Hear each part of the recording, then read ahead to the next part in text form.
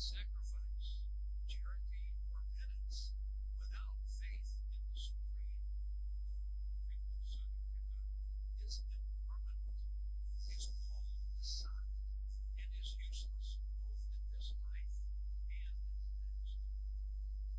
The Yoga Sutras acknowledge the personality of God in a complete way, but only as a help for the advancing yogi capabilities. Ishvara, emotional meditation on God is yet another means of achieving concentration. Yoga Sutra 123. In contrast, Bhagavatam, Vasudev's philosophy of Vedanta, emphasizes emotional service not only as the primary means to liberation, but also as identical with liberation itself.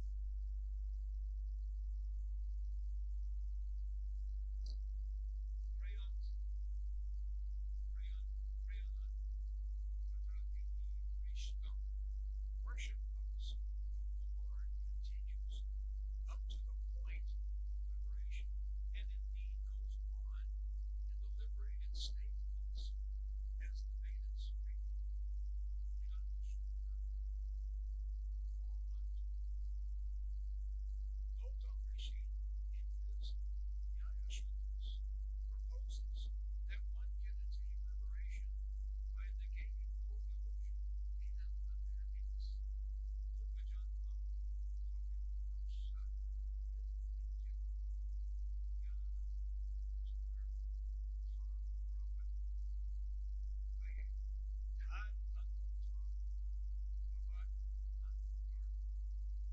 By successfully dispelling false conceptions, bad character, entangled action, rebirth, and misery, the disappearance of one of these, allowing the disappearance of the next, one can achieve final liberation. Nyaya Sutra 1.2. But since Nyaya philosophy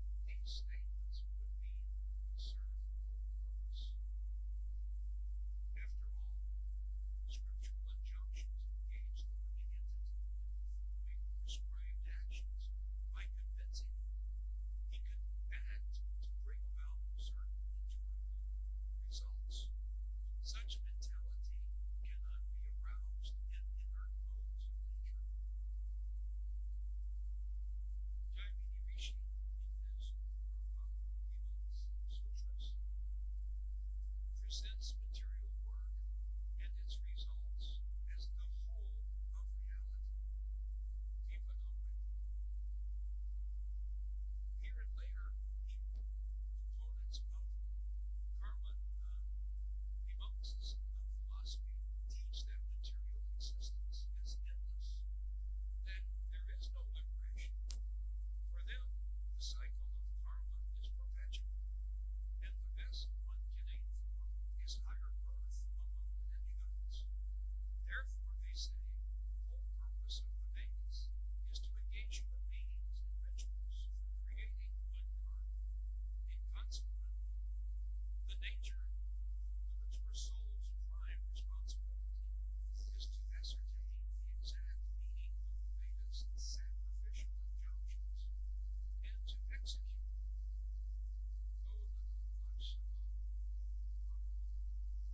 Duty is that which is indicated by the injunction of the Vedas.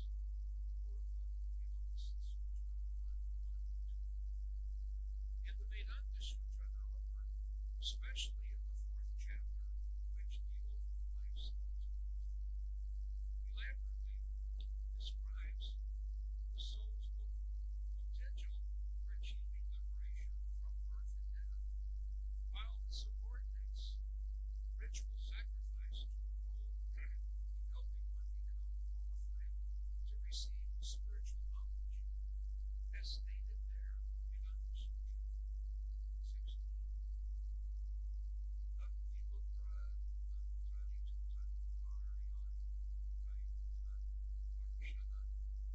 And other Vedic sacrifices are meant only for producing knowledge.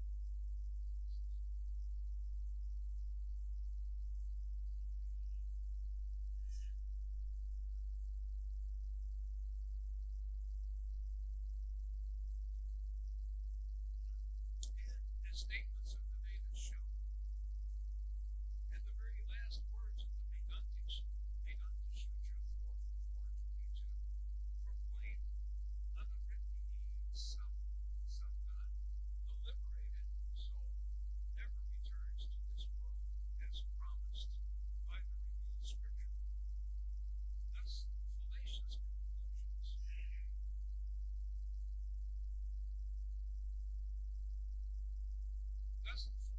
conclusions of the speculative philosophers prove that even great...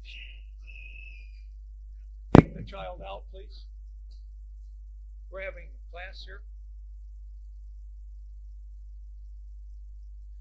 The fallacious conclusions of the speculative philosophers prove that even great scholars and sages are often bewildered by the misuse of their own God-given intelligence. As the Canto 1:2-5 says, sometimes we just have to talk louder than yes.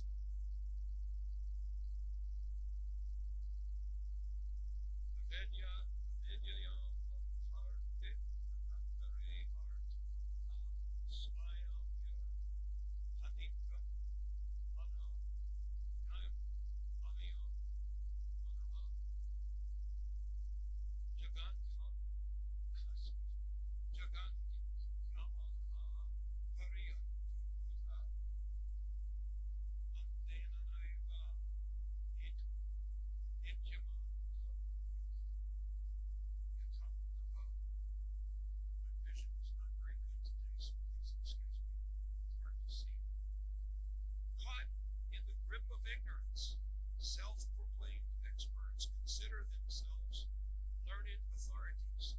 They wander about this world befooled, like blind leading the blind.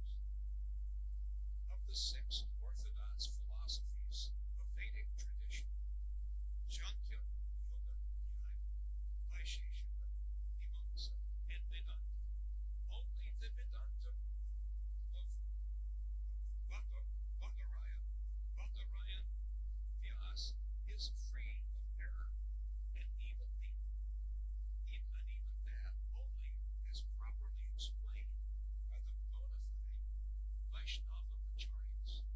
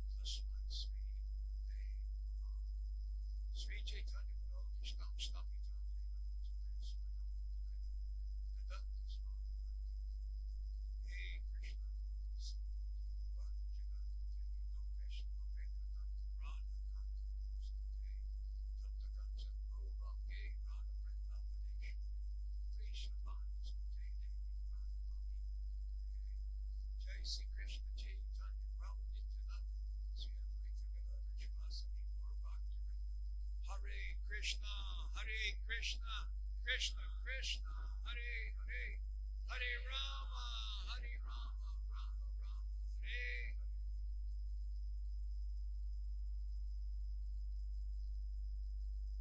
So, I want each of you to take your elbow and punch the person next to you to wake them up.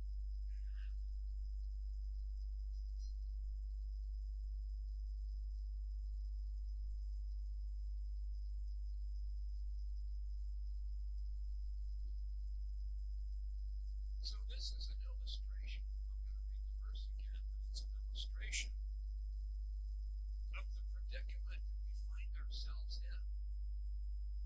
in this material world. Supposed authorities who declare that matter is the origin of existence, that the permanent qualities of the soul can be destroyed, that the self is compounded of separate aspects of spirit and matter, or that material transactions constitute reality. All such authorities base their teachings on mistaken ideas that hide the truth. All dualistic conception that the being, the living entity, is produced from the three modes of nature is simply a product of ignorance. Such a conception has no real basis in you, for you are transcendental to all illusion and always enjoy perfect total awareness. So, we're talking about supposed authorities. So once we come to this material world, the object, what we're trying to do is to escape the Supreme Lord. Otherwise, what's wrong with Godhead? It seems like a pretty nice place, right? Why, it's more beautiful than even Mayapur, right? Why did you leave? What were you looking for? So you left.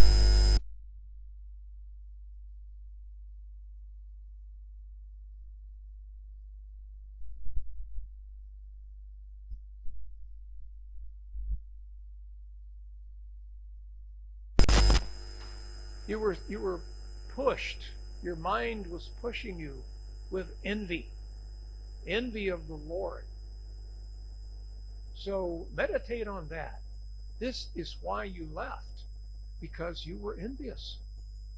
You're envious. You look at Krishna and you think, oh, why is he getting all the attention? Why is he so beautiful? Why not me?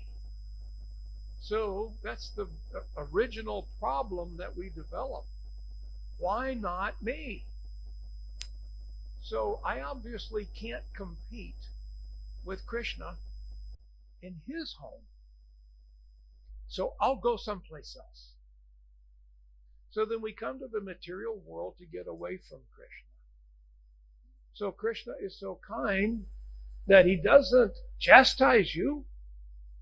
It's not like Krishna has you arrested and put in jail because you're envious.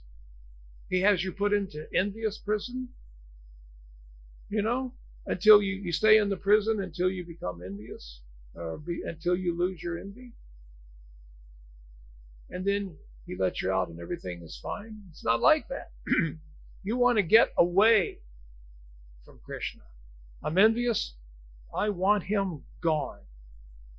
I'm going to go someplace where I can start fresh, and maybe I can be the center of everyone's attention, or at least the center of somebody's attention. When, as we said yesterday, when I find people who make me the center of their attention, I think I found my friends. This is my friend. He thinks that I'm the most special. So we come to this material world to forget Krishna, but that's not even possible, is it? But Krishna is unforgettable. Once you see Krishna, you can't get that picture out of your mind. When you're with Krishna personally, you can never leave that moment behind. But that's what you want, and so Krishna is going to help you do that. You can't do that on your own. It's not possible. So we come to this material world and we take shelter here. You see? So if we develop a little bit of piety, we think we need to do some religious activity. Why? Why do I want to do religious activity? Is it because I miss Krishna? No. It's because I want something for me. I want some pious results for me. So then I'll find a philosophy, some philosophy that will teach me that if I do this puja, I get this punya. I can build a bank account of punya, pious activities, pious results that are mine. Nobody can take them away from me. And I can take that bank account of spiritual, positive punya, and that'll take me maybe to the higher planets. Or it'll get me a beautiful spouse, money. It'll get me wealth, fame. Boy, fame. Wouldn't you like to be famous? Famous, wealthy. Distinction. People they see me and they see, wow, you're so distinctive. Well, you're the guy that invented this machine. Why, you invented the motor car. So you have distinction. So you profit, fame, distinction, and an adoration. I want someone to adore me. I want to be adored because I'm remembering slightly Krishna's position. Why, he has fame, he has all profit, he has all distinction, and every living entity adores him. So I'm trying to recreate Krishna's world in my local world, within my apartment, within my house. I can be like Krishna. You see? I'll have a spouse that maybe I can have some control over. Some children that I can have some control over. I'm famous to my children. To my children, they think I'm rich. They don't have anything. I have a little bit, so I have profit. You see? Distinction. Well, I'm the one who fathered them. And so then there's adoration. Oh, thank you for buying me prasadam. Thank you for buying these clothing, toys, nice saris. Thank you. So there's some adoration. It's all on the material level, though. And so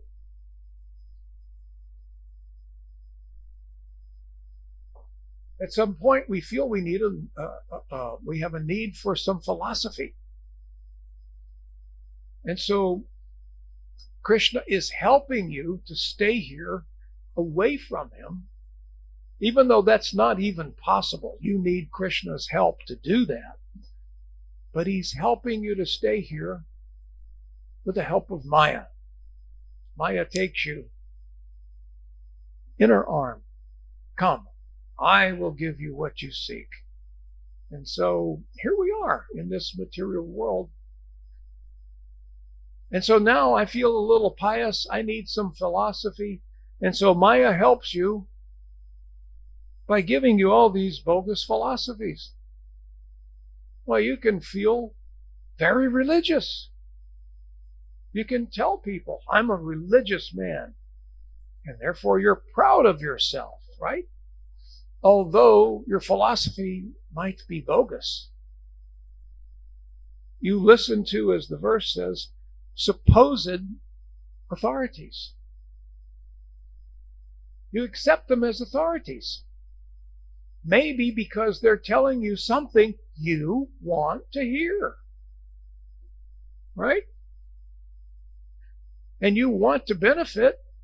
You want punya. You want to grab all of that you can because it'll help you later on. So you go for these bogus philosophies. And you're sold out. You believe them 100%. You may even understand to the point that you may write books from your bogus understanding. A fool writing the book of a fool. And so you listen to these supposed authorities. They declare this is true, and you think, oh, yes, that is true. Now I'm learning this. I'm becoming a better person. I'm learning this bogus philosophy. I'm becoming better. This will help me in my pursuit of profit, fame, adoration, and distinction. I remember I was trying to get a job one time many, many years ago in the insurance business. And so the man that was hiring me asked me, I was a devotee at the time. The man asked me, what circles do you move about in?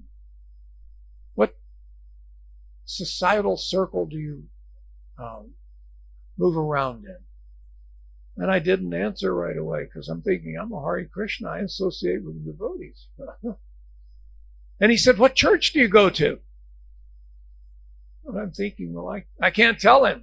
But I go, it was different in those days. This is the early 70s. And so I can't tell him that I go to the Hare Krishna temple. You know, he may say, no, I don't want you to work for me. And I'm thinking it's none of his business anyway. So I was slow to answer. And he said, I belong to the West Hills Baptist Church. And I write a lot of business at the West Hills Baptist Church. So find a nice church and join that church. And you can sell insurance to all the people who go there. So you can go to church every Sunday with your Bible.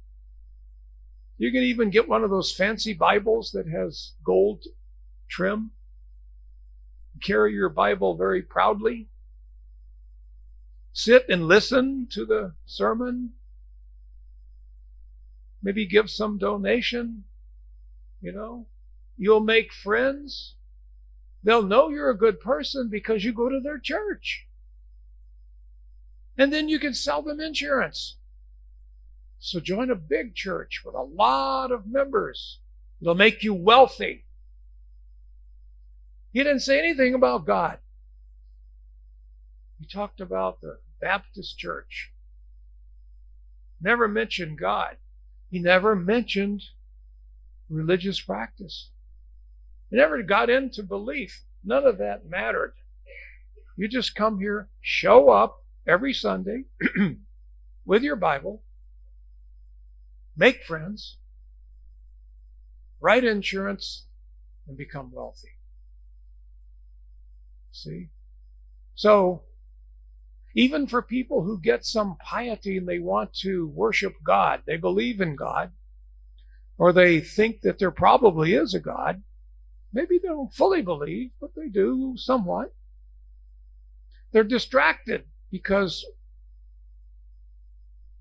the vehicle that's supposed to take them to God, they start to use as a way to make money. And you've got all these other philosophies that tell you some of this and some of that. And it's all nonsense. You can see, how does it say here? All such authorities base their teachings on mistaken ideas that hide the truth. So you're in this material world and you want to come here and you want to stay here. And so Krishna will help you. Through Maya, she'll mislead you. Even in religion, even in the most pious of activities, you can get a clouded religion that's based on nothingness. It actually hides the truth.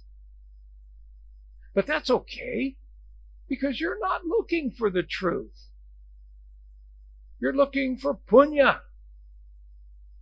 You want fame, profit, adoration, distinction.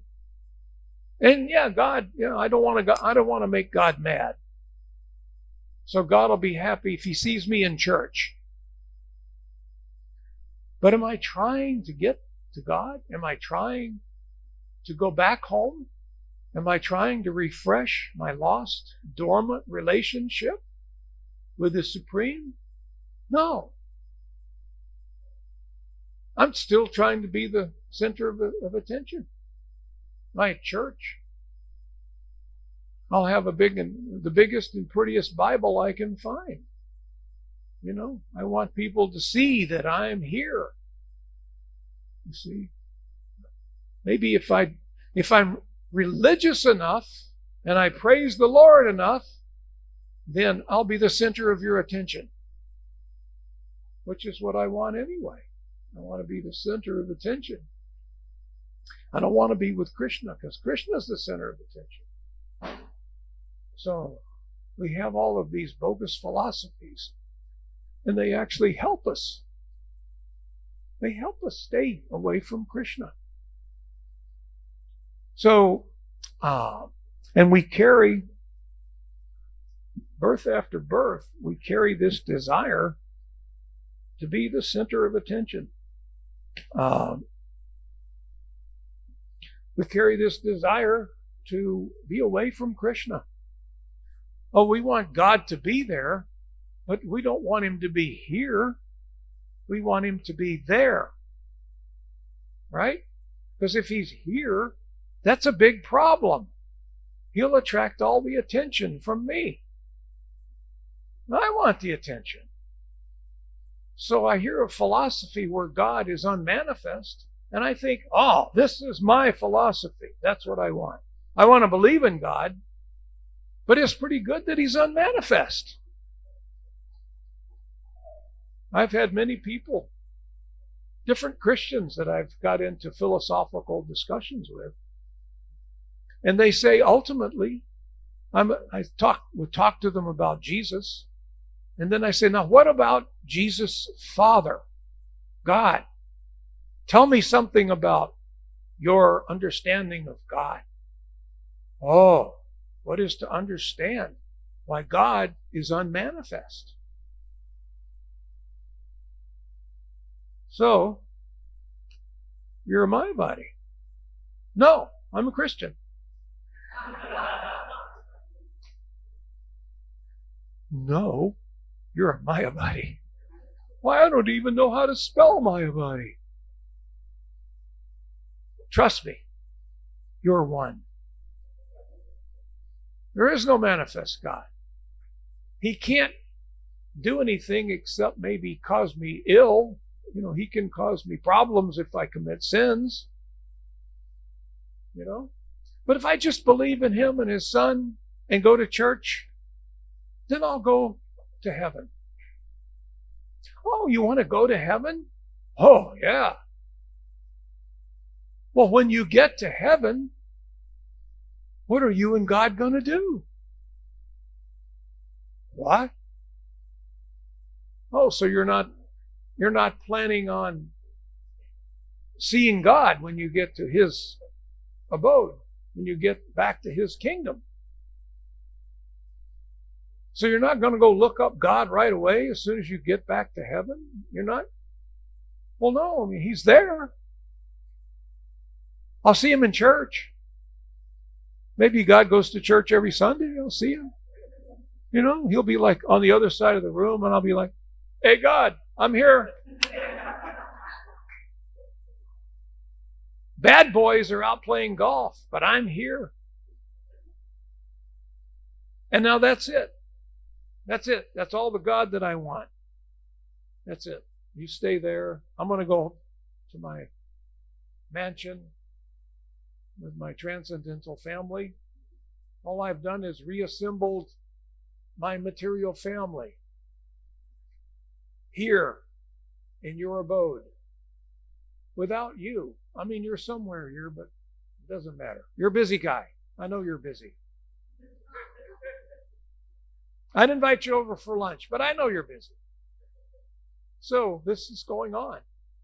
So the point of this verse is that there are so many misleading, bogus philosophies to help you stay in the material world. And you can even feel philosophical, and you can feel religious. You can feel really warm and fuzzy about yourself. So we need to avoid these philosophies at all cost. We need to live in our philosophy. One point that's made here is that we get the real philosophy from the Vaishnava Acharyas. That's the truth. That's the only truth. Anything else is mixed. It's alloy. Prabhupada liked that. It's alloy. It's not pure.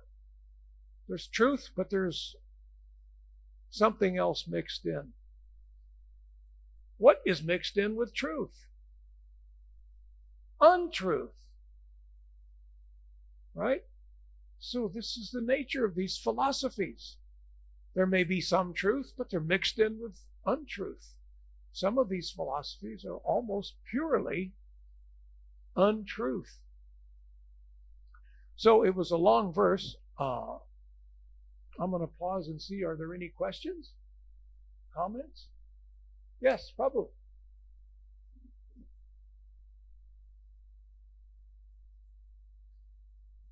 You stayed awake? Yes, Prabhuji. Hare Krishna, Prabhuji. Thank you for the wonderful class. Prabhuji, my question is, you spoke about material designations which we derive from these various bogus philosophies. But in devotional service also we see there are certain positions which we are there. Like, for example, we are preacher, or we are working in, we are doing service in temple. So how to make sure that firstly, we are not getting affected by these designations, and how to understand that, and secondly, how to overcome that. Read Prabhupada's books every day. You need to hear. You need to hear a lot. You need to hear a lot every day. We have Srila Prabhupada's books. There's your truth. There's your purity. Oh, but I want to read this and read that. Okay, go ahead if you must. But then don't tell me that you're sincere. You see? Sincerity means that I follow this process to the letter every day. I live in this philosophy. I live in the truth. The Vaishnava Acharyas give you the truth. Don't wander away. I see so many times, so many devotees, a lot of new devotees, they come and they read the Srimad Bhagavatam, Bhagavad Gita, Chaitanya Charitamrita, and then, so that they can maybe feel a little bit more advanced than you, they'll start reading other books. First, become expert on Srila Prabhupada's books. This is your lifeline. This keeps you connected directly to the lotus feet of Krishna. Get to know these books. Once you get to know every comma, every word of all of Prabhupada's books, then you might want to read some more Acharya's books. You see?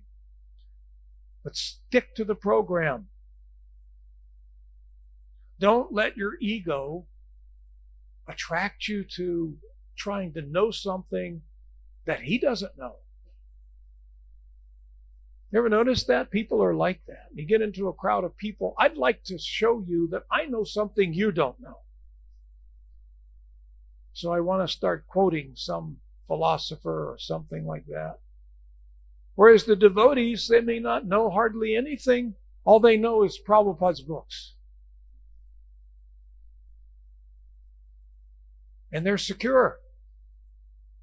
They're fully secure. They're fully protected.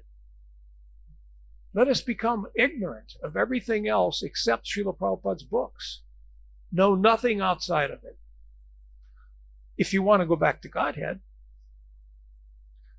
if going back to Godhead is not top on your list, do what you want. What do they say? Play it the way you feel it. But if you're serious about this Krishna, think of what I'm saying. Serious about Krishna. Krishna, I want you. I want nothing else. There is nothing else. Everything emanates from you, Krishna. I want my loving affair back with you. If you can get sincere about that feeling, you'll read Prabhupada's books and read Prabhupada's books and read Prabhupada's books. And then you'll start repeating Prabhupada's books, repeating Prabhupada's books, and repeating Prabhupada's books. Because that's what you put into your head. Whatever you put in your head ultimately will begin to come out of your mouth. My godbrother Burijan, we were together at Gita Nagari back in the mid-70s. Burijan was saying, he was talking about people reading nonsense literature or watching movies, television. He said, you're putting garbage in your mind. If you put enough garbage in your head, garbage will come out of your mouth. And that's a fact. If we read enough about politics, we start talking politics. If you read the fool's literature, you become a fool. You have to read the real truth. If you're interested in the truth, If that means something to you, live in the truth. Take shelter there. What's outside of shelter? Danger. Think about it. You have shelter. Shelter is like, this is wonderful. You go outside of shelter, now you're in danger. Anything could happen. Padam, padam, vipadam. Danger at every step. Don't be so foolish to think that there isn't danger at every step. Where is the danger for us? What is our danger? We live in Prabhupada's truth. We live with people who share Prabhupada's truth. This is shelter. Outside of here, you're taking a chance. I'm not saying if you walk off the temple property that a meteor will fall on you and smash you, or you'll automatically get hit by a car. But the material energy will start to work on your consciousness subtly in the beginning. And after a little while, some of that material subtlety will become attractive. After a little bit of attraction, you become attached. So, does that answer your question? Thank you so much. Thank you, Prabhu. Good question. Anyone else? All right. Thank you. Oh, yeah, Prabhu.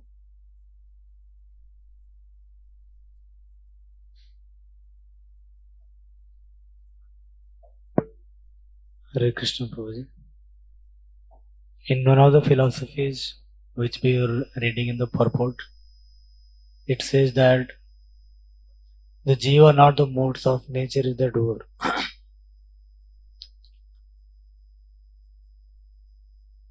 And in the refutation from Vedanta Sutra, it was mentioned that because the injunctions of scriptures must have some purpose,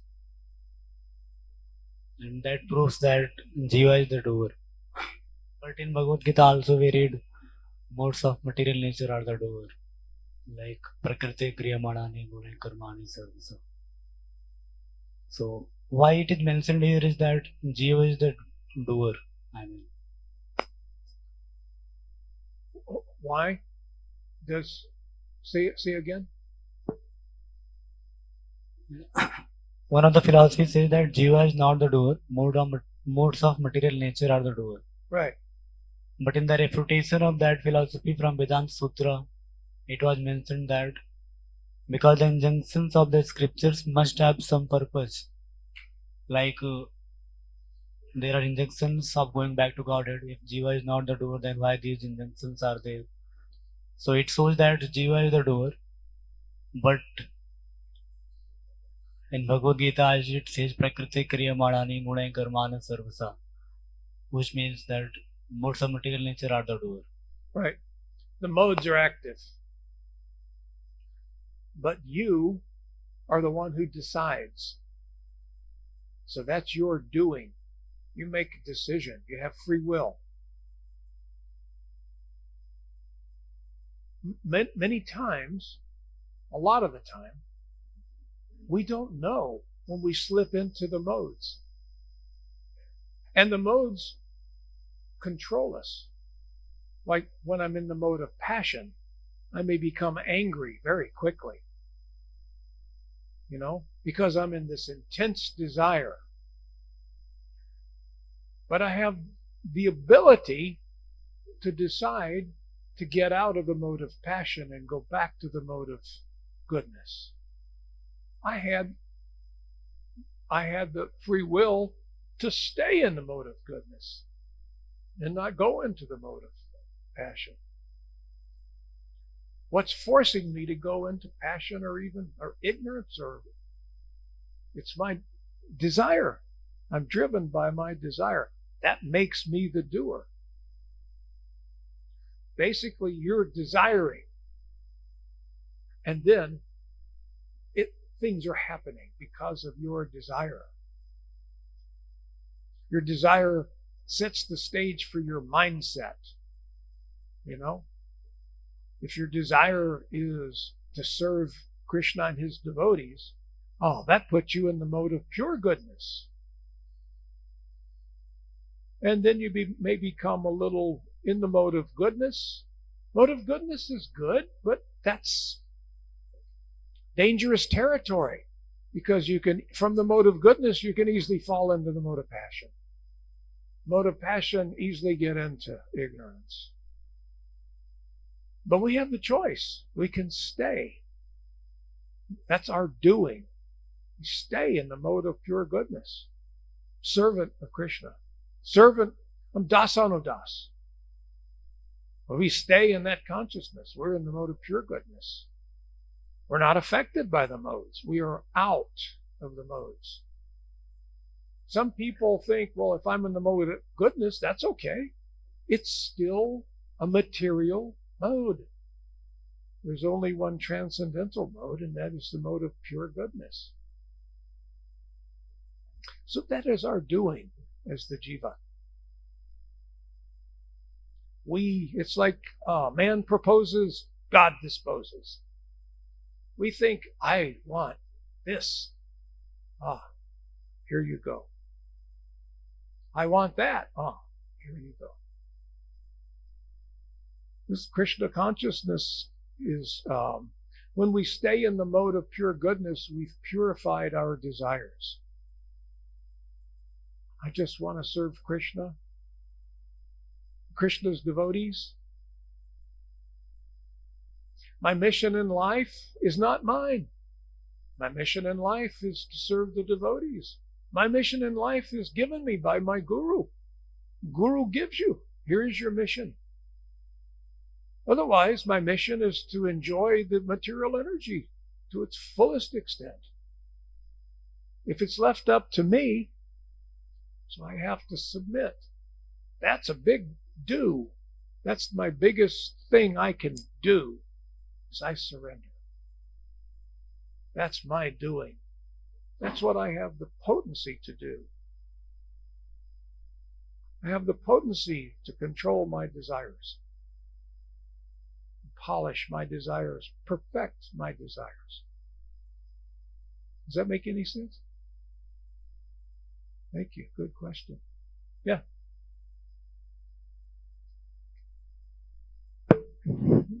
Thank you, Prabhuji, for the wonderful class. I have actually two questions. Thank you for the nice answer you gave with the first one. How we should take Srila Prabhupada books so seriously if we are serious about knowing the truth and going back to Godhead. So I wanted to ask, sometimes we hear from some devotees, like most of the devotees, when they speak from Srila Prabhupada purports, it is in line with what Prabhupada has emphasized. But sometimes we have got to hear some purports on Srila Prabhupada purports, which somehow it's not fitting in our heart, and we feel it's not perfectly aligned. So, kind of screw up some meaning out of the Prabhupada purports. So how do we ensure that what essence Prabhupada wants us to learn from his purports, we fix our focus and attention on that alone, and because it disturbs our faith in Prabhupada purports. So how do we develop faith in what purports Prabhupada has given as it is, not some screwed up meaning? This is first one. Second is, many times we get to hear also, like Prabhupada has made a structure of management for ISKCON. He made GBC as the governing authority, and whatever GBC tells we follow, and then that's how the mission is expanding. But sometimes we also hear from some devotees a explanation which is not in line with this, and they also justify in the name of certain other things. So that also disturbs our faith. So how do we keep our faith in line with what Prabhupada would want us to have if Prabhupada would have been here today? And how to be remain protected from such deviants? Are you talking like sometimes people challenge what certain things that Prabhupada has said? Not challenge, but give an additional understanding of what Prabhupada has given, which we feel is not perfectly in line with that. I ignore those people. I ignore it. Or, once in a while, I'll sit down and argue for a long time. Basically, I try to ignore people who challenge what Prabhupada said. Prabhupada said this in his book, and that's wrong. Scientifically, it can be proven to be wrong. Have you heard that? You say that? They criticize things that Prabhupada said about this, about that, about women. So what are they trying to do? An intelligent man can figure out immediately what's happening. You're trying to downplay Prabhupada, and I'm not taking any of it. I'm sorry. No offense meant. But I can only wonder, why are you trying to challenge and maybe downplay the importance of Prabhupada's wisdom? Are you trying to establish your own supremacy? What does this have to do with going back to Godhead? What does this subject matter have to do with grabbing hold of Krishna's lotus feet? So if we go through and we correct what we think is wrong about what Prabhupada said, is that going to get you back to Godhead sooner? Is it going to help anybody else? It's all perfect. Look at this. When I first went to Mayapur in 1976, I think there were, for the Mayapur festival, there were 700 devotees. We were talking, wow, there's 700 devotees. That was a lot of devotees. How many do you think, how many were just in Mayapur? How many? And what, 10,000? So I think that Prabhupada's mission, his books, are working. I mean, we didn't have anywhere near as big a movement in the 70s as we have today. I remember when I first went, we didn't have filtered water. There wasn't a whole lot of indoor plumbing, and where we were sleeping out by the wall, on the outer wall where the shops are across from the Samadhi, those used to be rooms, and we lived in there. There was really nothing. And now, look, we have hotels, wonderful hotels in Mayapur, restaurants, food from all over the world. There's Italian food, Russian food. And if you really struggle and look real hard, you might even find some Bengali food. Because all the merchants are catering to the Western tongues. Sometimes I get a craving for some prasadam like I get here. I mean, you have to look. You can find it, but you have to look. So I think it's working. There's a saying in America, maybe other places too, if it ain't broke, don't fix it. It's like if you have a car. Car runs wonderful. Should you take it apart and fix it? No, it's running perfectly. Prabhupada's communication is perfect. Cent percent perfect. So, let's not even discuss it. If you get into a crowd of people who want to talk about these things, say, oh, gee, look at the time. I have to leave. You have a nice discussion. I'm going to go. Bye. Well, we want your opinion. Oh, I don't have an opinion.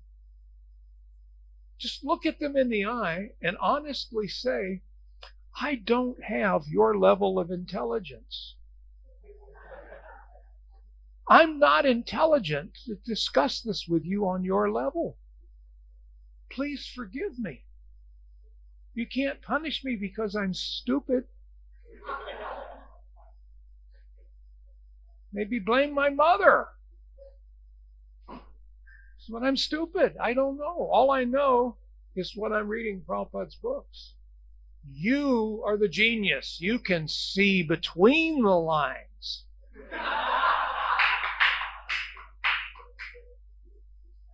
I barely can see the lines.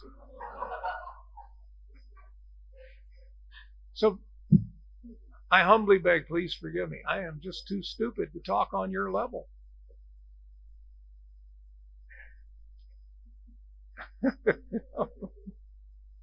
What we're looking for, it's like, you ever seen the pictures of the Einstein scientists? They do their mathematical equations on a big blackboard. Huh? They're doing all of this plus this, then to the sine and the cosine of blah, blah, blah, blah. And it's like this big thing. And all of that means nothing until you get to the equal. So this is the conclusion of all that yada yada blah blah blah. Prabhupada gives us the conclusion. I don't know how he got there. I say he's sent by Krishna to give me the conclusion. I accept the conclusion. Once you have the conclusion, you've reached the end of the road. You have the conclusion. That conclusion will take you to Krishna. If you want to go back and say, well, let me see if this is true and that is true. If you have that kind of time, do it. But Prabhupada's already given us the ultimate conclusion. The conclusion of all truth, all the Vedas. So what if he misstated this or misstated? I don't care. I am not concerned. Not even a little bit. I've got the conclusion. The conclusion is taking me to Krishna. Is that a good answer? Perfect answer. Hare Krishna. The second one, speak little. All right. Anything else? Jai. All glories to Srila Prabhupada. Hare Krishna.